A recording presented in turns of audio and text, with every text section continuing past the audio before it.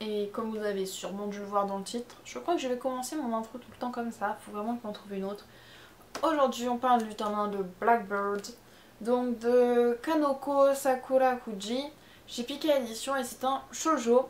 Donc c'est un shoujo terminé, donc il est terminé en 18 tomes, c'est un tome que j'ai acheté d'occasion. Voilà, j'avais beaucoup entendu parler de cette série. Il faut savoir aussi que pour les fans de cette mangaka, si vous ne le saviez pas, elle a sorti actuellement une nouvelle série qui s'appelle Last Note. Et elle me fait aussi beaucoup tenter, mais du coup, je me suis dit que j'allais prendre Blackbird en occasion, vu que je l'avais vu en magasin. Donc, pour l'histoire de Blackbird, alors je vais prendre mes notes parce que je me souviens qu'elle était un petit peu compliquée, mais ça allait. Donc Misano est une fille, donc c'est la fille qui est là. D'ailleurs, juste avant de faire n'importe quoi et de raconter, j'aimerais vous montrer le dessous de couverture parce que du coup ils sont totalement différents de donc vraiment la couverture et le dessous, donc c'est des dessins sur le thème, sur le truc rouge, et je trouve ça assez sympathique et assez joli. Je pourrais même garder le tome comme ça ne me dérangerait pas, mais j'aime ça avoir les tomes en bien bon état. Donc Misao est une fille qui peut voir les êtres magiques, les gobelins, les yokai, les petits trucs bizarres dont je ne connais pas le nom mais qui aiment bien vous tirer les cheveux. Enfin, si vous voyez un petit peu de quoi je parle, tant mieux. Si vous voyez pas, c'est pas trop grave, ça ne... j'aurai pas trop d'incidence sur la suite. Donc du coup, elle voit les êtres surnaturels mais elle ne veut absolument rien avoir à faire avec eux. Donc quand même quand elle en voit un, elle fait genre je ne l'ai pas vu, c'est pas grave, on va dire que c'était une illusion. Mais un jour en fait, un garçon lui demande de la retrouver derrière le lycée, donc pour une déclaration d'amour. Euh, elle se sent un peu malade, du coup elle vient au rendez-vous mais du coup elle part assez rapidement. Le garçon retente le deuxième jour, le jour d'après, de lui demander de sortir avec elle. Elle refuse et à ce moment-là le garçon fait quelque chose d'assez bizarre.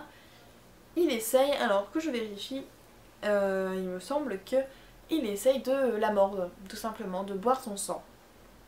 Donc c'est assez particulier, mais tout a une explication. C'est-à-dire que tous les 100 ans, un humain comme elle naît, c'est-à-dire capable de voir les êtres surnaturels. Et il y a plusieurs choses. Donc si un lutin, donc c'est un lutin qui l'avait attaqué, boit son sang, il vit plus longtemps.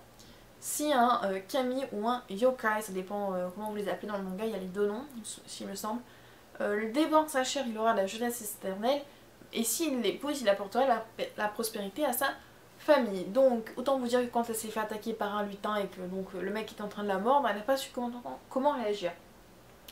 Et c'est Kyo qui est venu la sauver, donc Kyo qui était son amie d'enfance qu'elle avait perdu de vue parce qu'il avait déménagé. Donc du coup elle est là, oh tout, je te reconnais, puis d'un coup elle se rend compte que c'est un yokai, plus précisément un Tengu, donc c'est-à-dire avec des ailes noires, donc il a de grandes ailes noires, et du coup elle est là, ah ouais mais non en fait, non. Donc lui son projet c'est de l'épouser pour apporter la prospérité à sa famille, mais elle ne veut pas épouser un monstre, c'est ce qu'elle dit, donc pendant tout le tome 1 elle dit je ne veux pas épouser un monstre, même si Kyo lui sauve très souvent la mise quand même, hein, puisqu'elle se fait attaquer de partout par les yokai qui veulent la manger ou l'épouser, par les lutins qui veulent boire son sang, donc c'est un peu Kyo qui fait garde sécurité dans le premier tome. Donc voilà, c'est tout ce que j'avais à dire. Dans le tome 1, on aura un autre yokai d'une autre famille, donc, parce que les Tengus ce sont vraiment ceux aux ailes noires, donc c'est un autre yokai, il me semble que c'est un Kitsune mais je ne suis plus sûre, ça fait un moment que je l'ai lu, qui va donc vouloir épouser Misao. Mais donc il est un peu plus mature et un peu plus sombre que Kyo au niveau de sa personnalité, donc ça change vraiment entre les deux. J'ai vraiment beaucoup apprécié ce tome, je me demandais bien qu'est-ce qui ce shoujo est particulier, j'ai vraiment compris. J'ai vraiment beaucoup aimé déjà la réaction de Misao, c'était pas en mode oh tu m'as sauvé du coup je t'aime même si tu as des ailes noires. Non là elle est là non, c'est mort. Moi je veux un humain, vous voyez l'humain genre avec pas d'ailes, pas de cornes, pas de queue, un truc normal quoi. Voilà, j'ai vraiment beaucoup aimé, c'est assez drôle, je me souviens qu'il y a pas mal de scènes drôles.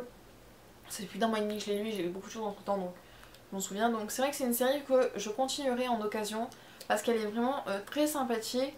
Oui, j'avais noté aussi que donc la relation entre Kyo et Misao Donc les deux personnages principaux est vraiment assez touchante, assez mignonne. Et en même temps ils ont une relation un peu particulière. Pour ceux qui voient par exemple à la Dengeki Daisy, pour ceux qui connaissent le manga, c'est pas une relation exactement comme ça mais voilà. C'est une relation un peu particulière, c'est pas une relation en mode on est tout gentil tout le temps et puis voilà, on verra ce qui se passe.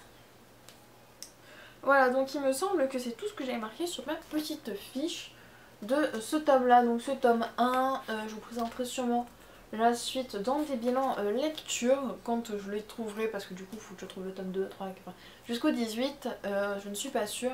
Mais c'est vraiment un très très bon shoujo et j'espère avoir un jour l'occasion de m'acheter Last Note ou de lire Last Note pour voir.